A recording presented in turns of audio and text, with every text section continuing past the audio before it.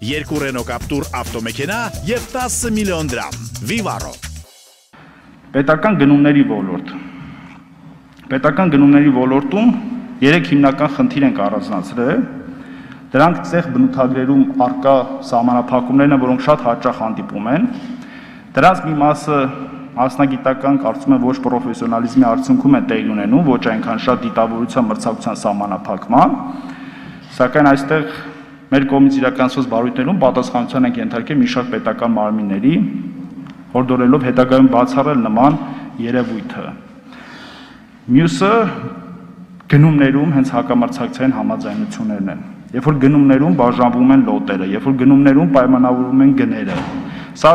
կամ տնտեսվարող սուբյեկտների միջև է տեղի ունենում, կամ համակարգում է տեղի ունենում գնումը կազմակերպող անձի կողմից։ Այստեղ մենք սկսել ենք գործընթաց, շուտով կարծում եմ կհարուցենք այդ ոլորտում մեր ժամանակատվածի անդրանիկ վարույթը եւ հուսով եմ սա կլինի լավ նախադեպ հետագայում նման երևույթները բացահայտելու համար։ Բացի այդ նախաձեռնել ենք թվայնացման մի գործընթաց, որտեղ մեր համակարգը գնումների համակարգի հետ կփորձենք կապակցել, քանի որ տարեկան 5-6 հազար գնում հնարավոր չէ ֆիզիկապես նայել եւ համակարգը ավտոմատ կերպով կբացահայտի խնդրառույց մեր կողմից ասած բառերի միջոցով խնդրառույց կետերը եւ կներկայացնի հանձնաժողովին, իսկ հանձնաժողովը պատշաճ ուսումնասիրություն կանի։ Անցնեմ գերիշխող դիրքի չարաշահմանը։ Այս հարցը թերևս կորոնավիրուսի պայմաններում ամենաշատ քննարկվող հարցն էր, արդյոք գների բարձրացումը, իջեցումը, չիմնավորված պահպանումը պատժելի է իր օրենսդրության տեսանկյունից եւ արդյոք հանձնաժողովը ունի որևէ լիազորություն այստեղ։ Այո, հանձնաժողովը ունի, եթե տնտեսվարող սուբյեկտները ունեն շուկայական իշխանություն կամ գերիշխող դիրք, իսկ գերիշխող դիրքը հստակ սահմանված է, շուկայի որ մասնաբաժնի պարագայում տնտեսվարող սուբյեկտը կամարվի գերիշխող դիրք կամ կունի շուկայական իշխանություն։ Այստեղ է կայանում բարդությունը, որ ամեն գնի բարձրացման պարագայում մենք չենք կարող միանգամից սկսել վարույթ եւ պետք է հատկորոշենք կոնկրետ ապրանքային շուկան, պետք է հատկորոշենք տնտեսվարող սուբյեկտի տեղադիրքը այդ շուկայում եւ միայն այդ պարագայում նոր սկսենք վարույթ։ Ինչպես նշեցի, 2019 թվականին 20 գերիշխող դիրքի չարաշահման դեպքով հարուցել ենք վարույթ, ընդ որում կրկին շեշտում եմ 17 եւ 18 թվականին համապատասխանաբար եղել էր 5 եւ ընդամենը 3 վարույթներ։ Կարծում եմ 2020 թվականին գերիշխող դիրքի չարաշահումների փաստի հիմքով վարույթների քանակը շատ կլինեն, որտեղ հանձնաժողովը գործունեության ընթացքում նաեւ ձեռք է բերում նոր հմտություններ, որոնք ժամանակի ընթացքում սկսում է կիրառել։ Մյուս բլոկը վերաբերում է համակենտրոնացումներին։ Համակենտրոնացումները Հայաստանի Հանրապետությունում տնտեսության վրա ազդեցություն ունեցող երկու տնտեսվարող սուբյեկտների միացումն է, միաձուլումն է, փայաբաժինի ձեռքբերումն է, դա կարող է տեղի ունենալ նաև ֆիզիկական անձի կողմից, ինչը շատ կարևոր է շուկայում պատկերացում կազմելու համար։ Եվ շատ կարևոր է, որպեսզի հասարակությունը իմանա այս դրույթների մասին, որ երբ որ սահմանաչափը տարեկան շրջանառության գերազանցում են, ապա ընկերությունների միջև գործարքը պետք է բերեն հանձնաժողովի դատի ներկայացնեն։ Ու մենք հուսով ենք, որ մեր իրազեկման աշխատանքները կբերեն նրան, որ չհայտարարված համակենտրոնացումների քանակը կիջնեն։ Ամենավառ օրինակը համակենտրոնացումը դա 2019 թվականի վերջին հանձնաժողով մուտք եղած Veon Armenia եւ Ucom ընկերությունների միաձուլման խնդիրն էր, որ ինչպես գիտեք 2020 թվականին Veon Armenia-ն դիմում ներկայացրեց հանձնաժողով,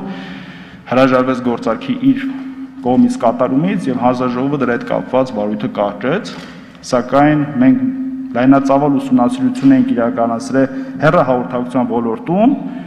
որը որպես շուկայի ուսումնասիրության կտանք հանրության դատի։ Բայց նման գործակներ շատ կարևոր են, որպեսզի մենք կարողանանք կանխարգելել շուկաներում գերիշխող կամ մենաշնորհ ունեցող ընկերությունների առաջացմանը, հզորացմանը եւ դրանից հետո շուկայի մրցակցության սահմանափակմանը։ Անդրադառնանք ամբարեխիղճ մրցակցությանը, սրանք ցավոք սրտի Հայաստանի Հանրապետությունում ամենատարածված իրավախախտումներն են, ինչը դրսևորվում է հիմնականում հասարակության մոլորեցման կամ շփոթեցման տեսքով, ինչն իր հերթին հիմնականում դրսևորում է գրանցված եւ օրինական պաշտպանություն ունեցող ապրանքային նշանների նմանեցմամբ, նման օրինակ ապրանքային նշաններ օգտագործմամբ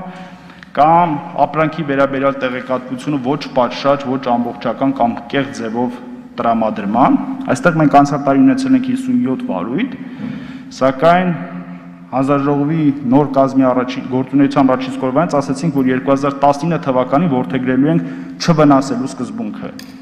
Այսինքն փորձելու ենք, քանի որ շուկայում այս երևույթները ունեն համատարած բնույթ եւ կոնկրետ շուկաներում գրեթե շուկայի բոլոր մասնակիցները նմանատիպ վարքագիծ էին դրսևորում, մենք 2019 թվականը հայտարարեցինք իրազեկման աշխատանք տանելու, կարգավորելու եւ ոչ թե տուգանքներով պատժելու տարի։ Դրա համար մեր նշանակած տուգանքները բավականին մեղմ էին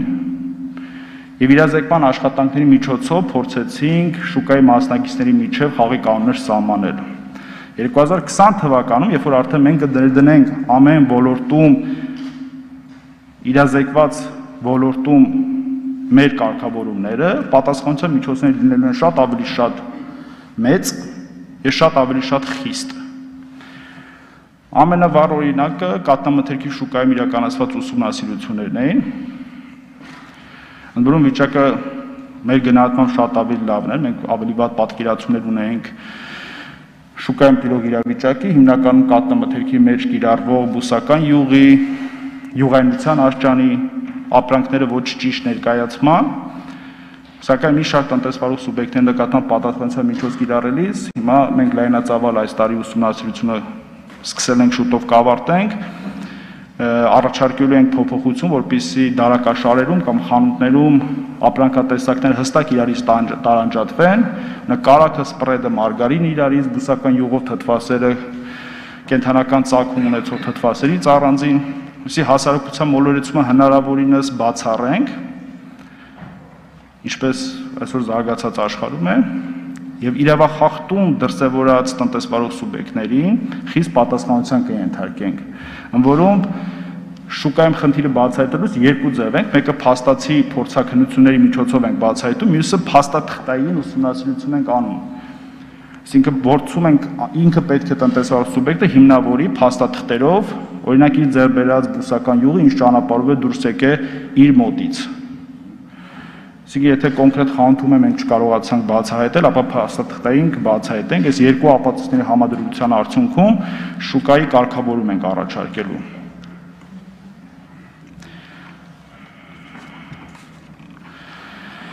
Պետական օժանդակության մասով 2019 թվականին պետական օժանդակության օրենսդրական փոփոխություն ներկայացրեցինք ձեր դատին, որը ընդունվեց եւ անցյալ կառավարության նիստին կառավարությունը հաստատեց պետական օժանդակության տրամադրման ձևաչափը եւ կարգը, որը հանձնաժողովի կողմից մշակվել էր։ Հիմա մենք սա նաեւ կթվայնացնենք եւ հանրության ու ձեր դատին կլինի Հայաստանի Հանրապետություն տրամադրվող ցանկացած պետական օժանդակություն իր բացառությամբ մի շարք դեպքերի էկոլոգիական խնդիրներ կապված կամ արտակարգ իրավիճակի կապված պետական օժանդակության, որը մեր տիրույթից դուրս է գալիս, մնացած բոլոր դեպքերում հասարակությունը կարողանա կարգավորի պետական օժանդակությունը եւ կտեսնի, թե որ տնտեսվարող սուբյեկտին ինչի համար են տվել պետական օժանդակություն։ Մենք ունենք դրա վառ օրինակներ, օրինակ, երբ որ պարարտային թիվ ոլորտում տրվում էր պետական օժանդակություն եւ տնտեսվարող սուբյեկտները անհավասար մրցակցային պայմաններից բողոքում էին, երբ որ դիզելային վառելիքի ոլորտում տրամադրվում էր պետական օժանդակություն, հիմա այս աշխատանքները նախ մեր ֆիլտրով կանցնեն, երկրորդը կլինեն հրապարակային եւ յուրաքանչյուր քաղաքացի կարողանա հստակ պատկերացում ունենալ Հայաստանի Հանրապետության բյուջեից ծախսվող յուրաքանչյուր կոպեկի մասին։ Պետական մարմինների կողմից հակամրցակցային պետական մարմինների կողմից կամ դրանց պաշտոնատար անձանց կողմից մրցակցային գործողությունների կամ վարքագծի արգելման ոլորտում մեր իրականացված աշխատանքների մասին։ 2019 թվականին 6 վարույթ ենք հարուցել պետական մարմինների կողմից մրցակցության օրենսդրության խախտումներ պարունակող վարքագծի հետ կապված։ Սա կարծում եմ աննախադեպ է, որովհետև չեմ հիշում դեպքեր, երբ որ պետությանը պետական մեկ այլ մարմին մեր կոնկրետ մարմնի մասին է խոսքը գնում, բարույթ էր սկսել, եւ չեմ հիշում դե, երբ որ պատասխանատվության են ենթարկել պետական մարմնին կամ դրա պաշտոնատար անձին, սա շատ եմ կարևորում այն տեսանկյունից, որ հասարակությունը պետք է ունենա վստահություն դեպի ինքնավար մարմինները, դեպի նմանատիպ կառույցները եւ չվարանի, երբ որ տեսնում է պետության կողմից օրենսդրության խախտման կամ իրենց իրավունքների սահմանափակման դրսևորումներ, ապա անպայման դիմի։ Այս տարի մենք ավելի շատ դիմում բողոք ունենք պետական մարմինների դեմ եւ ավելի շատ հարուցված վարույթներ եւ հուսով եմ, որ այս տարիների ընթացքում հանձնաժողովի կողմից նմանատիպ գործերի քննության ծավալը կավելանա, սակայն միևնույն ժամանակ լիահույս եմ, որ պետական մարմիններ կամ դրա պաշտոնատար անձիկ ձեռնպահ կմնան այսուհետ խախտումներ իրականացնելուց։ 2020 թվականի առաջնահերթությունների մեջ ենք ամրագրել պետական մարմինների կողմից իրենց տարածքների տրամադրման պայմանների ամբողջ շուկայի ուսումնասիրությունը, օրինակ սյուների համայնքներում դες բողոք ունենք, որտեղ սյուները անհասկանալի չափանիշներով են տրամադրվում տարբեր անձանց, օրինակ սուրճի սարքերի տեղադրման համար, երբ որ պետական մարմինը տալիս է իր տարածքը,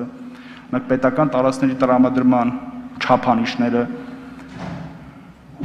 եւ մեր խնդրանքն է նաեւ մեր գործընկերներին, պետական մարմիններին, որպեսզի հավուր պատշաճի վերաբերմունք ցույց տան այս գործընթացին։ Ապրանքային շուկաների ուսումնասիրության մասով 2019 թվականին հանձնաժողովը օրենքի ուժով առաջ անգամ պարտավորվել էր ազգային ժողով որպես բյուջեի կատարողականի հաշվետվություն ներկայացնել 5 ապրանքային շուկայի ուսումնասիրություն եւ հրապարակել դրա արդյունքները։ Ապրանքային շուկայի ուսումնասիրությունը հարգելի գործընկերներ իրենից ենթադրում է կոնկրետ ապրանքային շուկայի, այսպես ասած, էպիկրիզը։ Ինչ իրավական կարգավորումներ կան, ինչ խնդիրներ կան,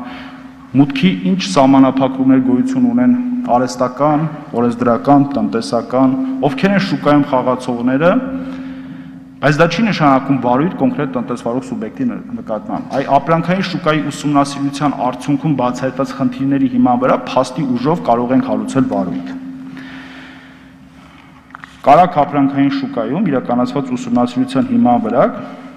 պարզվեց, որ 18-19 թվականի հարաբերակցությունը եւ 17-ում շատ ավելի մեծ էր կենտրոնացվածությունը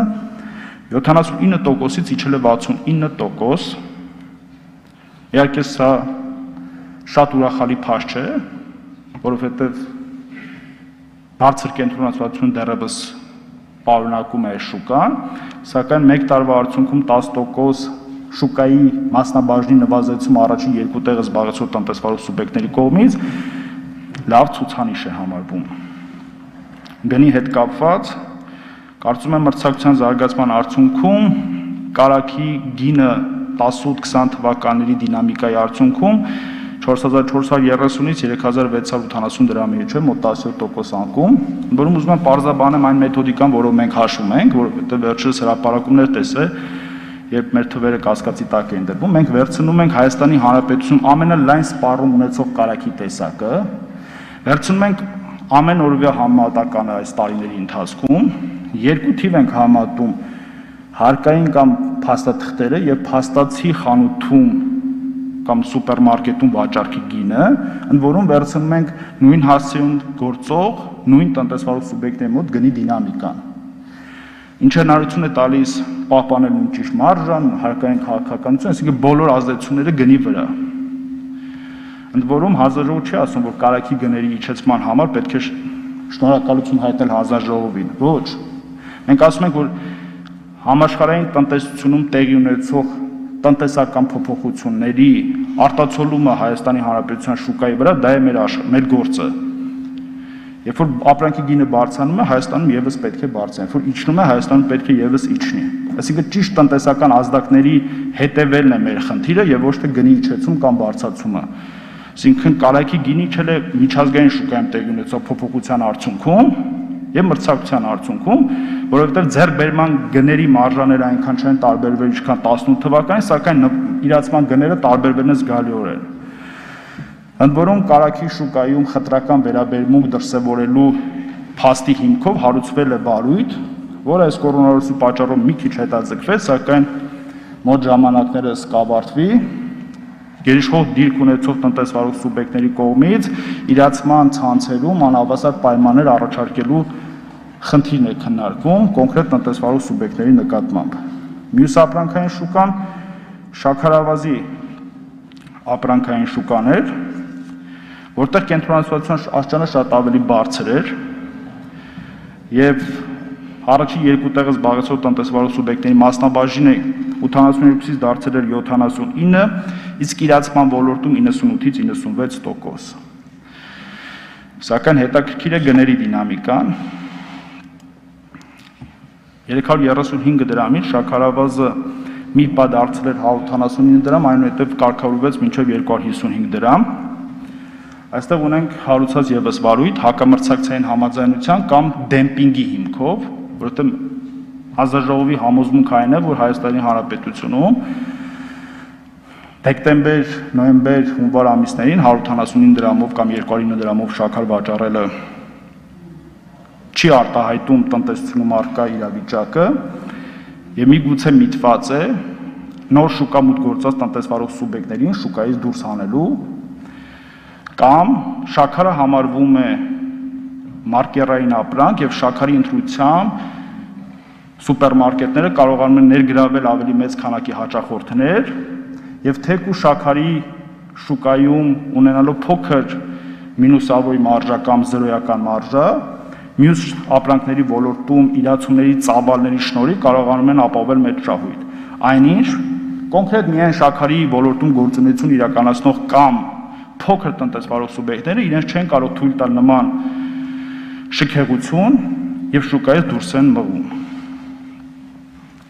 Սակայն միևնույն ժամանակ կրկնում եմ, որ գնի իջեցումը մինչև 255-260 դրամ ունի նաև տնտեսական մրցակցության բարելավման հետևանք։ Մյուս ոլորտը կախված է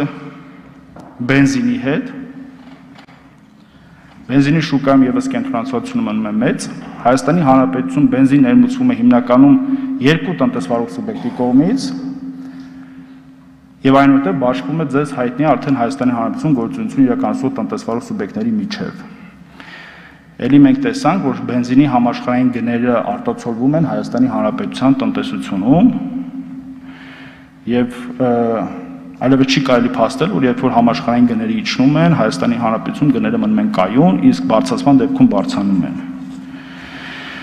Կոնյակի ոլորտում այստեղ մրցակցությունը բավականին բարձր է, սակայն հանձնաժողովը հայտնաբերել է խնդիրներ, որը տեսչական մարմնի աշխատանքի արդյունքում եւ համակարգ դնելու արդյունքում մենք այս տարի կուղենք, երբ որ մթերված խաղողի ծավալը եւ արտահանված կոնյակի ծավալը մեր միջև իր գնային քաղաքականության առումով կասկածներ առաջացնում, որ այստեղ կարող են լինել անբարեխիղճ մրցակցության դրսևորումներ, ընդ որում մեր ուսումնասիրության պարագայում մթերման ծավալները 70,000 տոննայով իջան եւ պաշտոնական թվերը ավելի մոտ եղան իրականությանը։ Գազասպառման ոլորտում երբ որ ընկերությունը իրականացնում է գազասպառման համակարգերի ոլորտի սպասարկում, այստեղ պետությունը տվել է մենաշնորհային կառավարման էջի ընկերությանը, որը նաև ունի ազդեցություն մնացած գազասպառման բոլոր ոլորտներում, բացառությամբ ավտոմոբիլային գազաբալոնների սպասարկմանը, որտեղ ուղղակի վերահսկողություն չկա եւ հանձնաժողովը արձանագրում է, որ պետական վերահսկողության անհրաժեշտություն է այստեղ պետք կամ այդ դրույթների այլևս չկիրառման։ Ես սեղմված գազի ոլորտում այստեղ մեր հետաքրքրական ուսումնասիրությունը ցույց տվեց, որ մինչև օրենսդրական փոփոխությունը խորանարդ մետրից կիլոգրամի անցման գազի վաճառքը եղել է իր ինքնարժեքից ցածր, ինչը մեզ բերել է եզրահանգման, որ այստեղ կա ստվեր կամ կա այլընտրանքային գազ, որի մասին մենք չենք տեսնում, այս տեղեկատվությունը մենք փոխանցել ենք պետեկամուտների կոմիտե, այնտեղ հարուցված գործի շրջանակում այդ տվյալները կուսումնասիրվեն։ Եվ վերջում անդրադառնամ օրենսդրական գործերին, մենք տվել ենք 50-ից ավել 70 նորմատիվ իրավական ակտի, 3 օրենքի եւ 1 պայմանագրի կարծիք, Դատարանում ունեցել են 23 գործ, 2 վճռաբեկ, 8 վերաքննիչ, 13 վարչական, 9 ավարտված գործից 7-ում հանձնաժողովի դիրքորոշումը մնացել է անփոփոխ, 2-ում հանձնաժողովի որոշումը դատարանները ուժը կորցրած են ճանաչում։ Շնորհակալություն։